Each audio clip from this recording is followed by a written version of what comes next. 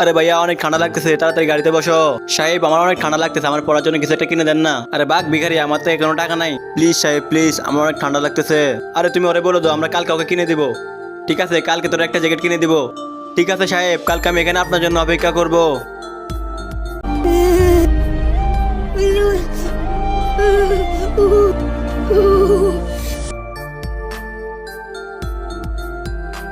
আরে এটা তো ছেলেটা না যাকে বলছিলাম আমি জ্যাকেট কিনে দিব? আমি তো ভুলেই গেলাম। আচ্ছা আমার ঘর থেকে জ্যাকেট এনে দিই। আরে বাবা আমাকে তুমি মাফ করে দিও, আমি জ্যাকেটের কথা ভুলে গেছিলাম। এর আগে বন্ধুরা, তোমরা যদি এই ছবিটাকে মন থেকে ভালোবেসে থাকো তাহলে ভিডিওতে লাইক সাবস্ক্রাইব করে দিও।